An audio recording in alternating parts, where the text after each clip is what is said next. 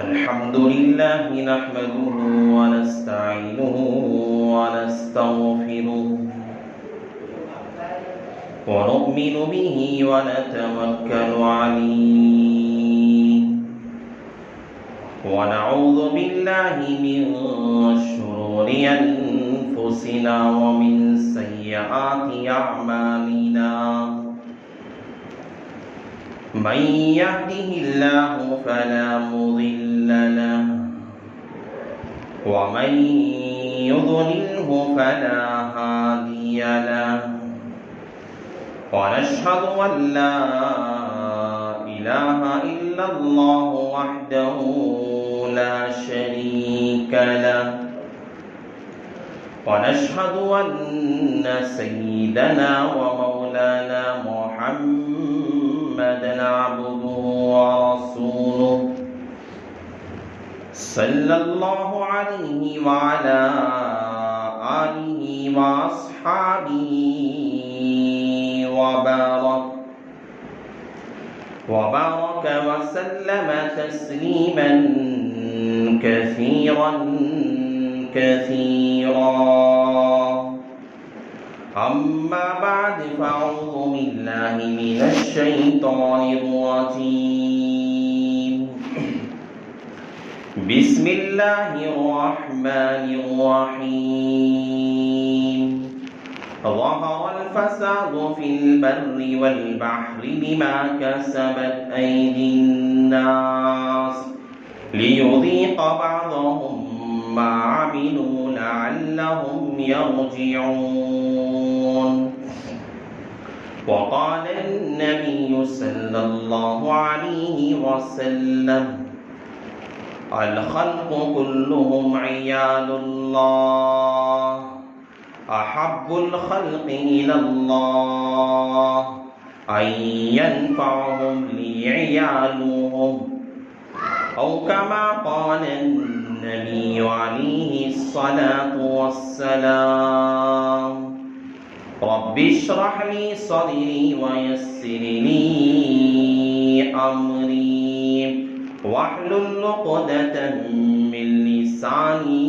يفقهوا قولي اللهم صل على سيدنا مولانا محمد في أول كلامنا اللهم صل على سيدنا مولانا محمد في أوسط كلامنا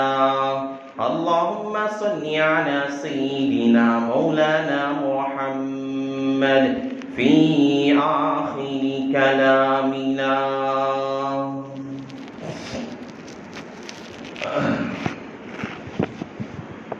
معزز سامعین کرام،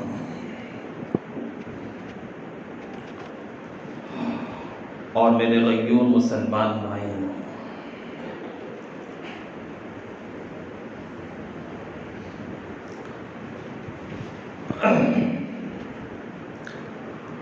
یہ ساری کی ساری کائنات، یہ شجر اور حجر، یہ درخت، یہ سمندر، آسمان اور ستارے اور سیارے، دنیا میں ساری چیزیں جو گردش ایام ہیں، جو چل رہی ہے، جو چیزیں بھی دنیا کے اندر چالو میں ہیں، دنیا کے اندر ہر اشیاء کے اندر تغیر کا ہونا، تبدل کا ہونا، کسی بھی چیز کے اندر کائنات کے ذرے میں بھی اگر کوئی تبدیلی ہونا ہے، اللہ تعالیٰ کی منشا اور اللہ کی مصلحت، اللہ تعالیٰ کے حکم کے بغیر کائنات کے ذرے میں بھی کوئی تبدیلی کرنا چاہے تو نہیں کر سکتا۔ دنیا کے اندر درخت پر لگنے والا پتا، یہ معمولی سا پتا ہے، لیکن یہ بھی اگر ہلنا چاہے تو اللہ کے حکم کے بغیر درخت کا کوئی پتا بھی اپنی جگہ سے حرکت نہیں کر سکتا۔ وَمَا عِندَ اللَّهِ مَفَاتِيحُ الْغَيْبِ إِلَّا هُوَ وَيَعْلَمُ مَا فِي الْبَرِّ وَالْبَحْرِ بِمَا كَسَبَتْ أَيْدِي النَّاسِ۔ اللہ تعالیٰ جانتا ہے زمین میں کیا ہونے والا ہے، آسمانوں میں کیا ہونے والا ہے۔ ہر چیز کا مالک اللہ تعالیٰ ہے، ہر چیز کو چلانے والا اللہ تعالیٰ ہے۔ کائنات کے ذرے ذرے پر قدرت اور پاور رکھنے والا اللہ رب العزت کی ذات ہے،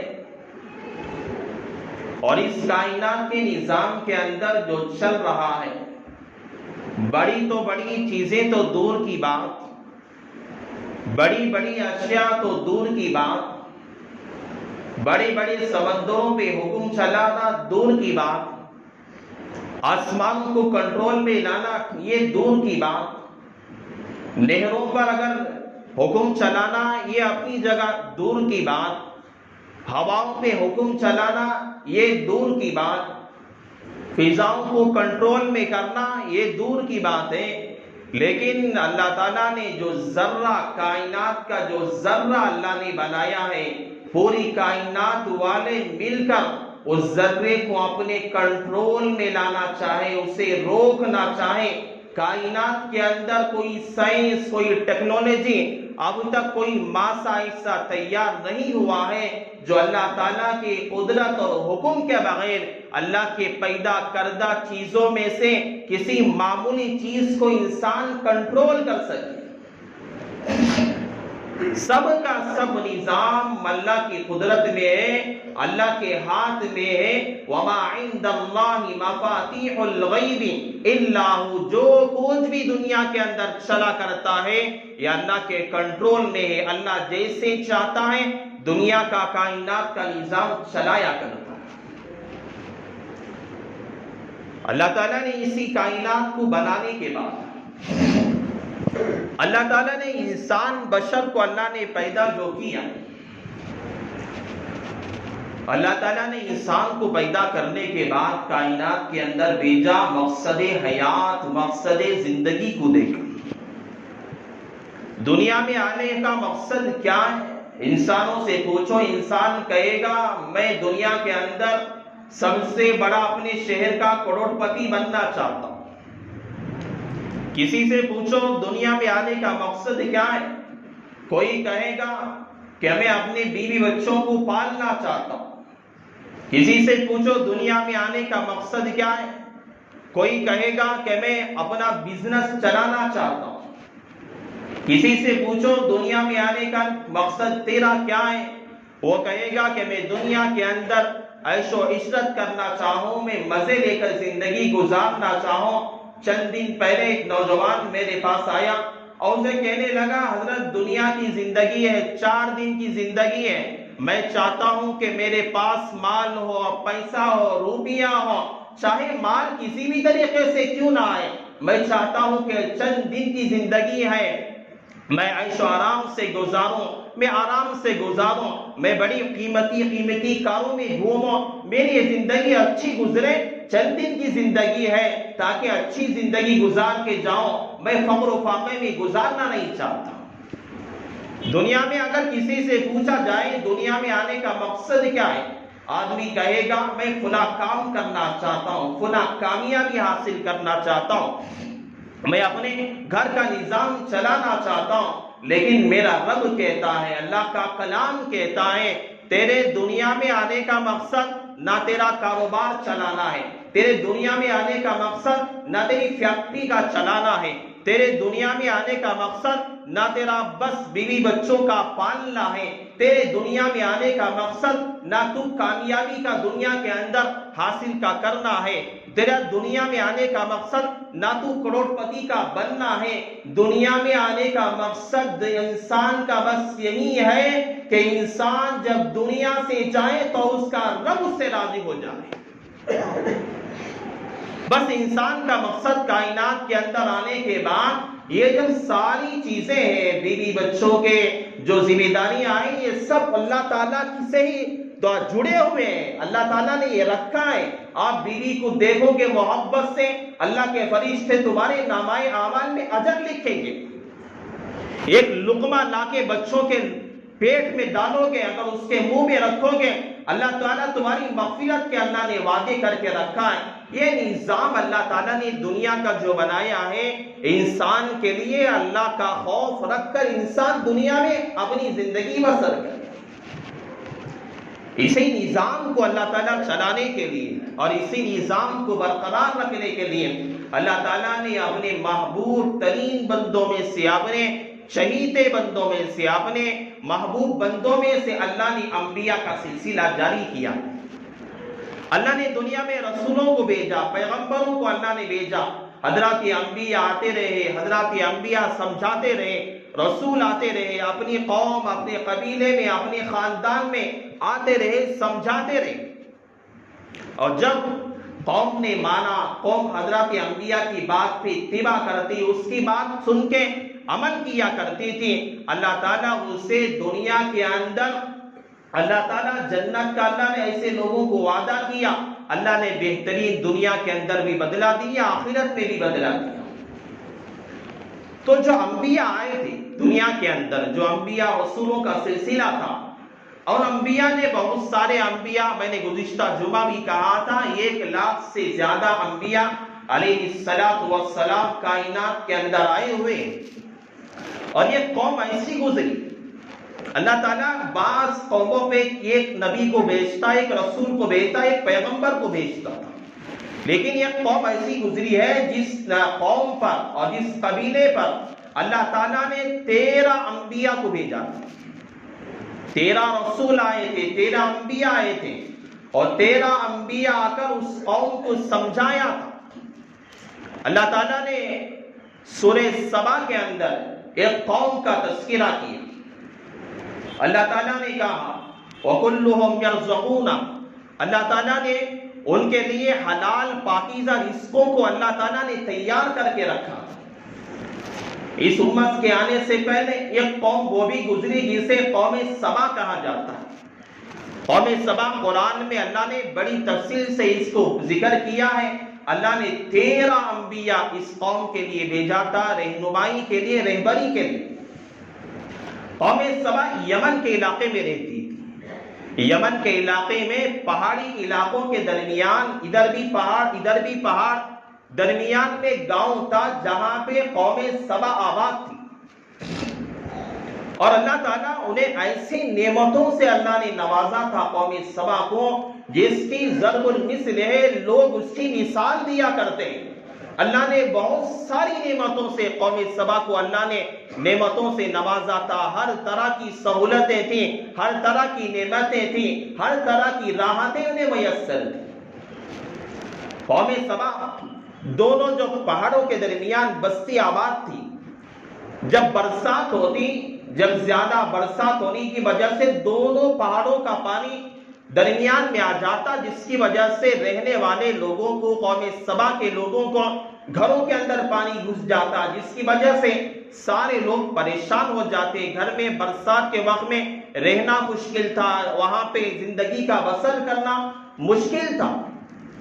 قوم سبا کے لوگوں نے بہت زیادہ پریشان ہو گئے،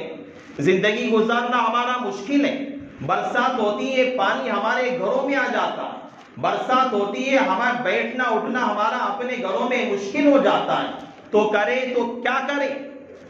قوم سبا میں اس زمانے کے اندر ایک بادشاہ تھا،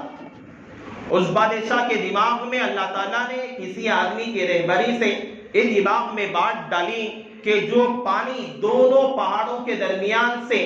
جو پانی آتا ہے اور اپنے گاؤں کے اندر گھس جاتا ہے، گھروں میں چلا جاتا ہے برسات کی وجہ سے، اس کے لیے کوئی بند کیا جائے، کوئی دیوار بنائی جائے، کوئی ٹینک بنائی جائے، کوئی سیتوا ایسا بنایا جائے جس کی وجہ سے پانی اپنے گاؤں میں داخل نہ ہو۔ اللہ نے بادشاہ کے دماغ میں بات ڈالی، اور بادشاہ نے اپنے سارے ماموروں کو بلایا، کام پہ لگا دیا کہ اللہ تعالیٰ نے میری ذہن میں یہ بات ڈالی ہے، کہ پہاڑوں کا جو پانی آتا ہے بڑی ٹینک بنا دی جائے اور وہاں یہاں پہ بڑا ایک سیتوا بنا دیا جائے، جس کی وجہ سے جو پانی پہاڑوں سے لڑکتا ہوا آئے گا، پہاڑوں کے اوپر سے آئے گا، یہ سارا پانی ایک ٹینک کی شکل میں جمع ہو جائے گا اور ہم وہاں اس پانی کو ہم استعمال بھی کر سکتے ہیں۔ جمع شدہ پانی ہے، گاؤں والے بھی استعمال کریں گے، لیکن گاؤں والے اس پانی کے عذاب سے، پانی کی تکلیف سے بچ جائیں۔ سارے لوگوں کو خوش ہو گئے، اچھی بات ہے، یہ بات تو ہمارے دماغ میں کبھی آئی نہیں، کبھی ہم نے سوچا بھی نہیں تھا، لیکن شکر ہے اللہ کا، اللہ نے تمہارے دماغ میں یہ بات ڈالی، سارے لوگ محنت کیے اور وہاں پہ ایک بڑی ٹینک بنا دی، وہاں پر ایک بڑا سیتوا بنا کر بڑی ٹینک کی شکل تیار ہو گئی۔ جو پانی آتا تھا وہ سارا کا سارا پانی اس ٹینک میں جمع ہو جاتا تھا۔ وہاں پہ 3 دروازے بنا دیے۔ بادشاہ نے کہا جب ساری ٹینک بھر جائے، برسات کے دنوں کے اندر، موسم بہار کے دنوں کے اندر تو ہم لوگوں کو گرمی کے زمانے میں اس پانی کا استعمال کرنا ہمارے لیے آسان ہوگا۔ پہلا جو دروازہ ہے ہم اسے کھولیں گے، استعمال کریں گے، پانی ختم ہوگا، اس کے نیچے والا دروازہ ہم استعمال کریں گے، کھولیں گے، جب وہ پانی ختم ہو جائے گا اس کے نچلے والا دروازہ ہم کھول کے پانی کو کھول کر استعمال کریں گے۔ آج دنیا کے اندر جہاں جہاں پر بڑی بڑی ٹینکیں ہیں اور بڑے بڑے جہاں پہ سیتوے بنائے گئے ہیں، وہ اسی زمانے کے بادشاہوں کے طور اور طریقے کو دیکھ کر اس زمانے کے بادشاہوں نے یہ طریقہ بنایا تھا پانی کو جمع کرنے کا۔ کیا طریقہ ہوتا ہے، کس طریقے سے پانی کو جمع کیا جائے، کس طرح سے اس کے دروازے بنائے جائیں، اسی زمانے کے بادشاہوں کا یہ طریقہ تھا جو اللہ تعالیٰ نے ان بادشاہوں کے ذہنوں اور دماغوں کے اندر ان باتوں کو ڈالا۔ پانی جمع ہو گیا، اللہ نے حفاظت کر لی، سارے گاؤں والے اس پانی کو استعمال کرتے، پائپ لائن لگا دیا۔ قوم سبا کے لوگوں نے،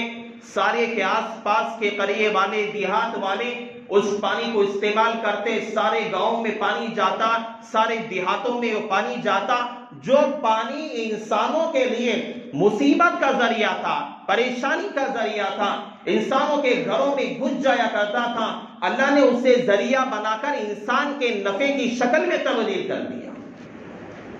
یہ استعمال کرنے لگے۔ اور اطراف اکناف میں اللہ تعالیٰ نے ایسی نعمتیں دی تھی، قرآن کہتا ہے جنتانی نعمتانی، ایسے بہترین باغات اللہ نے ان قوم کو اللہ نے عطا فرمائے تھے، بہترین نعمتیں تھیں، اور سارے باغات اطراف اکناف میں سارے باغات تھے، بہترین ہر طرح کی نعمتیں میسر تھیں، ہر طرح کا فروٹ اور پھل وہاں پہ ملا کرتا تھا۔ علامہ ابن کثیر مفسر قرآن ہے، یہ اپنی تفسیر میں علامہ ابن کثیر لکھا کرتے ہیں، اس زمانے کے اندر اللہ نے قوم سبا کو جو باغات عطا کیے تھے، اگر باغات کے اندر کوئی آدمی بغیر توڑے کے اگر ٹوکری سر پہ رکھ کر اگر وہاں سے گزر جاتا، تھوڑی دور کو ہی گزرتا، اس کی ٹوکری پھلوں کی وجہ سے بھر جایا کرتی تھی۔ اتنا اللہ تعالیٰ نے سرمایہ عطا کیا تھا، اتنی خوشحالی زندگی اللہ نے دی تھی، اتنی بہترین اللہ نے زندگی دی تھی۔ آج کے زمانے کی طرح پہلے زمانے میں ہوٹلوں کا رواج تو نہیں تھا، آدمی سفر کرتا، ایک گاؤں سے دوسرے گاؤں جاتا تو گاؤں والے اس آنے والے مسافر کو کھانے کا انتظام کرتے، پینے کا انتظام کرتے، رہنے کا انتظام کیا کرتے تھے۔ اور یمن سے ملک شام کا سفر لوگ کیا کرتے تھے اس زمانے کے اندر۔ یہ ملک شام کا سفر لمبا سفر تھا، کئی کلومیٹر کا سفر تھا یمن تک جانے کے لیے، لیکن اللہ تعالیٰ نے حضرت قوم سبا کے لیے یمن سے لے کر ملک شام جانے تک اللہ تعالیٰ نے تھوڑے تھوڑے فاصلے پر اللہ نے آبادی کو اللہ نے بڑھا دی، لوگ آباد ہونے لگے۔ چند کلومیٹر کے فاصلے پر یہ قوم آباد تھی، چند کلومیٹر کے فاصلے پر یہ قبیلے والے آباد تھے، چند دور پہ جاتے یہ قبیلے والے آباد تھے۔ علماء لکھتے ہیں کہ اس زمانے کے اندر قوم سبا کا کوئی آدمی یمن سے سفر کے لیے نکلتا، ملک شام جانے کے لیے نکلتا، اگر کھانے کا وقت، اگر اس نے دوپہر میں کھانا کھایا ہے اور شام کا کھانا اس کا وقت آنے سے پہلے کوئی اس کے لیے بستی مل جایا کرتی، لوگوں کو نہ سفر کرنے میں کوئی پریشانی، نہ کھانے پینے میں کوئی پریشانی، نہ کوئی بیماری کا تذکرہ، نہ کوئی وبا کا تذکرہ، نہ کوئی امراض کا تذکرہ، کوئی بیماری اس زمانے میں قوم سبا پہ نہیں تھی۔ علامہ ابن کثیر یہاں تک لکھا ہے تفسیروں کے اندر، اگر جو ہوتی ہے، جو بسو مکھیاں جو آج ہمارے گھروں میں رہتی ہے، بسو جو ہوتے ہیں، مکھیاں ہوتی ہیں اپنے سروں کے اندر جو ہوتی ہیں، قوم سبا کو اللہ نے ایسی نعمتیں دیا تھا، اللہ تعالیٰ ایسی نعمتیں دیا تھا کہ اگر کوئی باہر سے آنے والا مسافر ایسا ہوتا کہ اس کے سر کے اندر جو ہوتی یا مکھیاں بیٹھی ہوئی ہوتی، اللہ نے ابن کثیر کے لکھتے ہیں کہ قوم سبا کے گاؤں میں داخل ہونے کے بعد جو اس کے سر میں جوئیں ہوتی تھی وہ مر جایا کرتی تھی۔ اللہ نے ایسی فضا، ایسی بہترین فضا اور ایسا بہترین ماحول قوم سبا کو اللہ نے دیا تھا جہاں کوئی بیماری نہیں، بہترین سا بہترین مال، بہترین سے بہترین باغات، جنتان نعمتان، بہترین اللہ نے باغات تیار کر کے رکھے تھے، بہترین باغات تھے۔ اللہ تعالیٰ نے بلدۃ طیبہ، اللہ تعالیٰ نے کہا ہم نے جو شہر قوم سبا کو ہم نے عطا کیا تھا وہ بلدۃ طیبہ، وہ بہترین شہر تھا اور بڑا عمدہ شہر تھا۔ یہ ساری نعمتیں اللہ تعالیٰ نے قوم سبا کو اللہ نے عطا فرمایا تھا، لیکن قوم پہ انسان کے بعد نعمتیں آنے کے بعد، انسان کے پاس پیسہ آنے کے بعد، انسان کے پاس سرمایہ آنے کے بعد، انسان دولت مند ہو جانے کے بعد، انسان کے پاس صحت اور تندرستی آنے کے بعد، انسان کے بعد طاقت اور قوت اور جوانی کے آ جانے کے بعد، انسان کا اللہ کے احکامات پہ چلنا بڑا مشکل ہو جاتا ہے۔ انسان کی طاقت کہتی ہے یا اللہ کے حکم کے خلاف ورزی کرے، انسان کا مال اسے للکارتا ہے، یہ مال ہے عیاشی کرے۔ انسان کی طاقت کہتی ہے کہ اس کی طاقت ظلم پہ خرچ کرے، انسان کی صحت کہتی ہے یہ تیری جوانی کا عالم ہے، تیری صحت کا عالم ہے، تیرے پاس طاقت ہے، تیرے پاس قدرت ہے تو یتیموں کا مال کھا سکتا ہے، غریبوں کا مال کھا سکتا ہے، مسکینوں کا مال بٹور سکتا ہے، تو مظلوموں کا پہ ظلم کر سکتا ہے، بے کسوں پہ ظلم کر سکتا ہے، یہ تمہارا مال کہتا ہے، طاقتیں کہتی ہیں۔ نعمتیں آنے کے بعد قوم سبا کو ان کی نعمتوں نے ایسی طرح بھرایا تھا، ہر طرح کی سہولتیں میسر تھیں، کہنے لگے ہم اللہ کے احکامات کو ہم نہیں مانیں گے، اللہ کے احکامات کی نافرمانی کے پہ اتر آ گئے، اللہ کو ناراض کرنے والے کام کرنا انہوں نے شروع کر دیا۔ ایسی راحت والی اللہ نے زندگی قوم سبا کو دی۔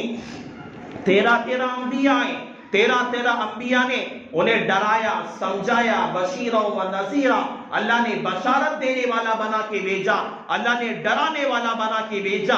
قوم کے لوگوں کو اس زمانے کے انبیاء آ کے سمجھائے، انہیں ہر طرح سے سمجھائے، لیکن قوم کے پاس آج اس طرح ہم دیکھتے ہیں، میں نے کہا مال، پیسہ، طاقت، صحت آنے کے بعد انسان خدا کا باغی بن جاتا ہے، اللہ کو ناراض کرنے والا جس طرح بن جاتا ہے۔ بہت کم لوگ ایسے ہوتے ہیں، بہت کم لوگ ایسے ہوتے ہیں جو انسان کو اللہ نے مال عطا کرنے کے بعد اس مال کو صحیح راہ پہ خرچ کرنے والے بن جائیں۔ اللہ صحت دینے کے بعد، اللہ طاقت دینے کے بعد، اللہ جوانی دینے کے بعد انسان اپنی جوانی کو صحیح راہ پہ خرچ کرے، یہ اللہ کی توفیق سے ہی ہوتا ہے۔ اللہ کی توفیق کے بغیر انسان نہ اپنا مال صحیح راہ پہ خرچ کر سکتا ہے، نہ اپنی طاقت خرچ کر سکتا ہے، نہ اپنا مال خرچ کر سکتا ہے، نہ اپنی صحت، نہ اپنی جوانی خرچ کر سکتا ہے۔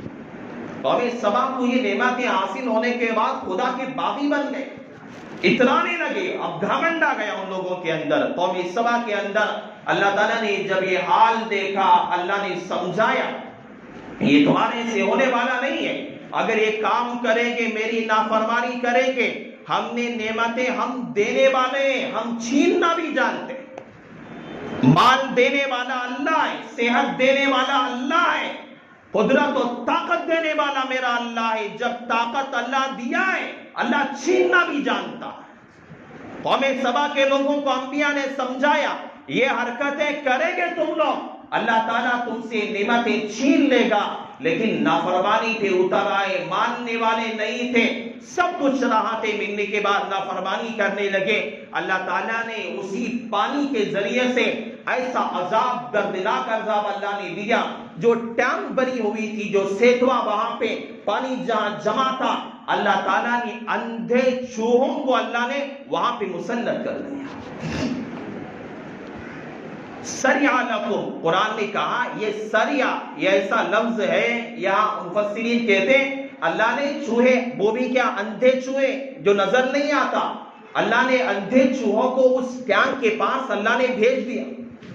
وہ چوہے آ کر وہاں پہ بل بنانے لگے، وہ ٹینک جو بڑی مضبوط تھی، سارے پانی کو جمع کر کے رکھی ہوئی تھی، اسے کھوکھلا کرنے لگے، اسے گرانے لگے۔ جب لوگوں نے دیکھا یہاں پر تو چوہے جمع ہو گئے ہیں، اگر چوہے یہاں پہ بل بنائیں گے، سوراخ بنائیں گے، یہاں ٹینک کے منہدم ہونے کا ڈر ہے، ٹینک کے گرنے کا ڈر ہے، اگر ٹینک گر جائے گی، پانی آئے گا، ہم تباہ ہو جائیں گے، برباد ہو جائیں گے۔ بادشاہ اس زمانے کا جو تھا، اس سے جا کر لوگوں نے شکایت کی، بادشاہ نے دیکھا کہ ایسا ماجرا، چلو بلیاں لے جا کر وہاں پہ چھوڑتے ہیں، بلی چوہوں کو پکڑے گی، کھا جائے گی، چوہے مر جائیں گے، مسئلہ حل ہو جائے گا۔ لیکن یہ چوہے کوئی انسان کی طرف سے نہیں آئے تھے، یہ چوہے کسی انسان کی طرف سے مسلط نہیں ہوئے تھے۔ جب عذاب انسان کی طرف سے اللہ کوئی تکلیف دیتا ہے، انسان کی تکلیف کو ہم روک سکتے ہیں، لیکن جب اللہ تکلیف دینے پہ آئے، دنیا میں کوئی ایسا نہیں ہے اس تکلیف کو روک کر بتا سکے۔ اللہ تعالیٰ نے مسلط کیا تھا، ان اندھے چوہوں کو، بلیوں کو لا کر چھوڑا گیا، لیکن ماجرا دنیا کا ایسا ہے، دنیا کا نظام ایسا ہے، بلیاں چوہوں کو کھاتی ہیں، لیکن وہاں ایسا ہوا بڑی بڑی بلیاں لا کر چھوڑی گئی ہیں، لیکن وہ اندھے چوہے بلیوں کو ہی کھا گئے۔ کیوں؟ بلیاں یہ انسانوں نے نہ کر دیتی۔ تقدیر جب غالب آتی ہے، تدبیر انسان لاکھ اختیار کر لے، اللہ کی تقدیر ہی غالب آیا کرتی ہے۔ اللہ تعالیٰ نے انہیں مسلط کیا تھا، یہ معمولی چوہے تھے، بڑی بڑی بلیوں کو کھا کے ختم کر دیے، اور ساری جو ٹینک تھی اسے کھوکھلا کر کے رکھ دیا۔ نافرمانی زیادہ ہو گئی تھی، کھوکھلا کیے۔ سارے لوگ، اس زمانے کا ایک عالم تھا، کاہن جسے کہتے ہیں، اس زمانے کا جو جادوگر تھا، اپنے قبیلے میں اسے معلوم ہو گیا یہ حالات ایسے ہیں۔ اس زمانے کا جو عالم تھا اسے پتا چل گیا کہ اس زمانے اس قوم پہ اللہ تعالیٰ کا عذاب آنے والا ہے، اللہ عذاب بھیجنے والا ہے۔ اس نے اپنی جو بھی زمین تھی، اپنا جو بھی مکان تھا، اس نے فروخت کیا، مال بیچ دیا، اپنا سب کچھ بیچ کر کوئی رقم، اپنی پوری ساری رقم، پیسے اکٹھا کیا، اور وہ دوسرے شہر کو چلا گیا، اور اپنے جو چاہنے والے تھے انہیں بھی کہا کہ یہاں پہ مت رہو، یہاں رہیں گے اللہ کا عذاب آنے والا ہے، تم لوگوں بھی چلو، یا تو یمن یا تو شام چلے جاؤ، یا مدینہ چلے جاؤ، یا کسی اور شہر کو چلے جاؤ، یا اللہ کا عذاب آنے والا ہے۔ اس زمانے کے عالم نے، اس زمانے کے کاہن نے کہا تھا، لیکن شریف قسم کے لوگ ماننے والے نہیں تھے۔ اللہ تعالیٰ نے برسات بھیجا، آسمان سے برسات برسا، لوگ خوش ہونے لگے، برسات آ رہا ہے، ہماری کھیتیاں سبز و شاداب ہو جائے گی، ہمارے کھیت بھر جائیں گے، ہماری ٹینک لوڈ ہو جائے گی، ہمیں پانی ملے گا، لوگ خوش ہونے لگے۔ جب پانی برسا آسمان سے، یہ اللہ کی نعمت، آسمان سے جو پانی برسا کرتا ہے، یہ اللہ کی عظیم الشان نعمت ہے۔ اللہ کے نبی علیہ الصلوۃ والسلام، اما عائشہ فرماتی ہیں، میں اپنے حبیب کو دیکھا کرتی تھی، جب برسات آتا برسات کے آنے سے پہلے جب بجلیاں کھڑکا کرتی تھیں اور بجلیاں جب برسا کرتی تھیں، اللہ کے نبی علیہ الصلوۃ والسلام پریشان ہو جاتے، کبھی آگے جاتے کبھی پیچھے جاتے، اللہ کے نبی پریشان ہو جاتے۔ ایک مرتبہ میں نے اپنے حبیب سے پوچھا، یا رسول اللہ صلی اللہ علیہ وسلم، میرے ماں باپ آپ پر قربان، آپ کیا وجہ ہے برسات کے آنے سے پہلے آپ پریشان ہو جاتے ہیں، کیا وجہ ہے؟ میرے حبیب نے کہا، اللہ کے رسول علیہ السلام نے کہا، یا عائشہ، میں اس وجہ سے ڈر جاتا ہوں کہیں ایسا نہ ہو کہ بجلی کا کھڑکنا، کہیں ایسا نہ ہو یہ اللہ کا کہیں عذاب نہ لے کر آ رہی ہو، میں اس وجہ سے ڈرتا ہوں۔ جب برسات برسنے لگتی ہے میرا دل خوش ہو جاتا ہے کہ اللہ نے ہم لوگوں پہ عذاب نہیں نازل کیا، تو اللہ نے برسات برسایا۔ اسی طرح وہ پہاڑوں سے پانی نکلنے لگا، آ کر ٹانکی پر جو جمع ہونا تھا ٹانکی کی دیوار کو توڑ کے نکل گیا، اور جو برسات تھا وہ ایک سیلاب کی شکل تیار کر لیا، اور جو پانی جو لوگ استعمال کرتے تھے، باغات سیراب کرتے تھے، اپنی کھیتیاں سیراب کرتے تھے، اپنی زندگی بسر کیا کرتے تھے، وہ ان کی جان کو ختم کرنے والا پانی بن گیا، ساری قوم کو تہس نہس کر کے رکھ دیا۔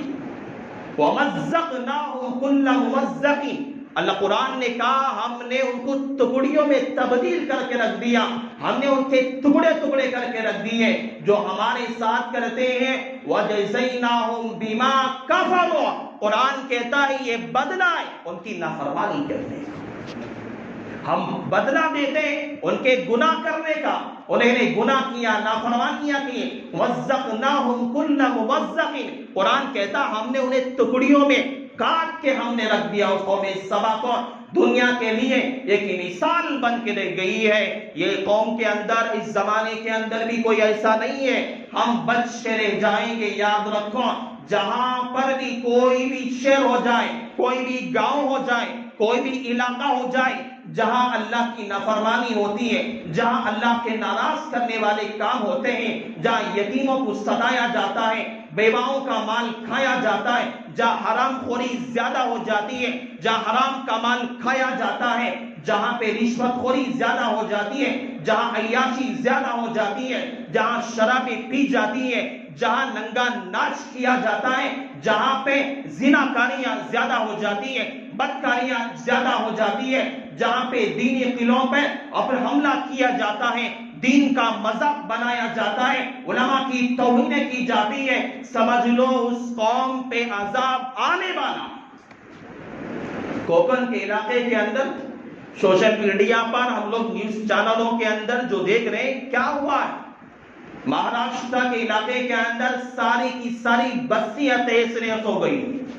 ساری کی ساری بستیاں سیلاب کی وجہ سے ڈوب کر چلی گئی ہے، کتنے لوگ مرے ہیں اب تک حساب لگانا مشکل ہو چکا ہے، اور سڑکیں نہیں ہیں، اور کہہ رہے ہیں مہاراشٹر کے لوگ، وہاں کے لوگ کہہ رہے ہیں کہ وہاں پہ جانے کے لیے راستہ بھی نہیں ہے، کہاں سے جائیں، اور لوگوں کو ہم کیسے مدد کریں پتہ نہیں چل رہا، ابھی پریشانی ہو رہی ہے۔ سیلاب آیا، ساری کی ساری بستیاں تہس نہس ہو گئیں۔ اس سے پہلے گزشتہ سال کیرلا میں آیا، حیدرآباد کے اندر آیا، یہ سارے علاقے ہمارے کرناٹک کے بھی علاقے کے اندر جو ہے سیلاب آیا ہوا تھا۔ یہ بستیاں ہیں، یہ سیلاب آنا، یہ سوشل میڈیا پہ تصاویر کا آنا، نیوز چینلوں کے اندر رات میں بیٹھ کر نماز چھوڑ کر نیوز چینل کو دیکھنا، یہ مزہ لینے کے لیے نہیں ہے، یہ دیکھ کر اپنے ٹائم پاس کرنے کے لیے نہیں ہے، یہ اللہ جو دے رہا ہے یہ ہمیں عبرت حاصل کرنے کے لیے، ہمیں سدھارنے کے لیے۔ اللہ جو عذابات دیتا ہے، طوفانی ہوائی عذابات جو دیتا ہے، اللہ چاہتا ہے کہ دیکھنے والا، سامنے والا آدمی دیکھ کر عبرت حاصل کرے،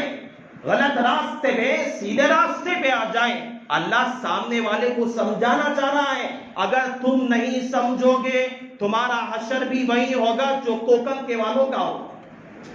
اگر تم ابھی نہیں سدھرو گے، حرام کھانا نہیں چھوڑو گے، تمہارا بھی حشر وہی ہوگا جو مہاراشٹر کے علاقے کے اندر جنہیں کھانا تک میسر نہیں،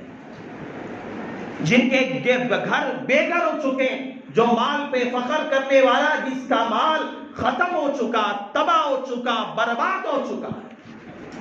یہ ہمارے لیے عبرت ہے، ہم عبرت حاصل کریں. یہ آیتیں اللہ کا قرآن ہمیں سمجھا رہا ہے. یہ حالات ہے قرب قیامت کی پیشن گوئیاں جو اللہ کے نبی نے دیے تھے کہ سیلابوں کا آنا، زلزلوں کا آنا، طوفانی برسات کا آنا، یہ ہمیں پیشن گوئی دے رہا ہے قیامت تمہارے قریب آ چکی ہے.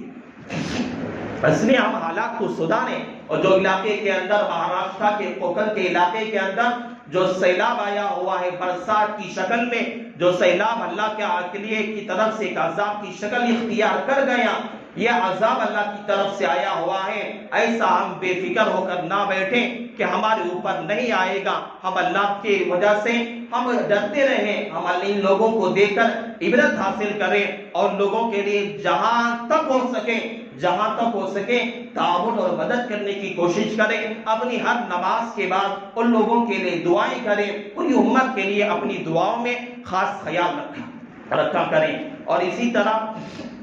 وقت ہو گیا، اسی طرح جمعیت العلماء کی طرف سے یہاں پر بھی شہر میں میٹنگ ہوئی اور یہ بات طے کی گئی ہر مسجدوں کے اندر جو امداد کا مسئلہ ہے، مہاراشٹر کی جو کوکن کے علاقے میں جو سیلاب آیا ہے وہاں کے متاثرین کے لیے کوئی ہمارے اپنے شہر کی طرف سے بھی جس کے پاس جو طاقت ہے اپنی طاقت کی اعتبار سے کوشش کرے، مدد کرے. ہمارا 10 روپیہ ہی کیوں نہ ہو ان کے بے کسوں کے لیے جو بے گھر ہو کے کھڑے ہوئے ہیں، جو بغیر کھانا کے کھڑے ہوئے ہیں، جو رو رہے ہیں، پتہ نہیں بچہ کس کا کہاں چلا گیا، کس کی ماں کہاں ہے، کس کا باپ کہاں ہے، پتہ نہیں ہے، کون کہاں ڈوب کے چلا گیا، کون کہاں مر کے پڑا ہوا ہے، کسی کو پتہ نہیں، اپنی جان کے خود لانے پڑے ہوئے. ایسے لوگوں کے لیے ہم اپنی طرف سے 10 روپے ہی کیوں نہ ہو ان کی ہم مدد کرنے والے بنے، امداد کرنے والے بنے جہاں تک ہو سکے. اب نماز پڑھ کے جائیں گے انشاءاللہ. نوجوان گیٹوں پہ کھڑے ہوئے ہوں گے، آپ جاتے ہوئے بھرپور تعاون کرتے ہوئے جائیں. اگر کوئی آدمی اب نہیں پہنچا سکا، اب پیسے اس کے پاس نہیں ہے، 2 دن کا وقت ہے، آج بھی وقت رہے گا، ہفتے اور اتوار کا دن، اگر کوئی آدمی وہاں پہ تعاون کرنا چاہتا ہے تو میرے پاس رقم محلے والے اپنی طرف سے اگر دینا چاہتے ہیں وہ میرے پاس لا کے جمع کریں. اللہ تعالیٰ سے دعا کریں اللہ تعالیٰ ہماری محنتوں کو اللہ قبول فرمائے. اللہ ہمارے شہر کی، اللہ پورے اضلاع کی، اللہ پوری امت کی اللہ اپنے عذاب سے اللہ حفاظت فرمائے. اللہ ان حالات کو دیکھ کر اللہ ہمیں عبرت حاصل کرنے کی، اپنی زندگی کو صحیح راہ پہ گزارنے کی اللہ توفیق نصیب فرمائے. انہی کلمات پر اپنی بات کا اختتام کرتا ہوں. آمین. وآخر الدعوانا ان الحمد للہ رب العالمین.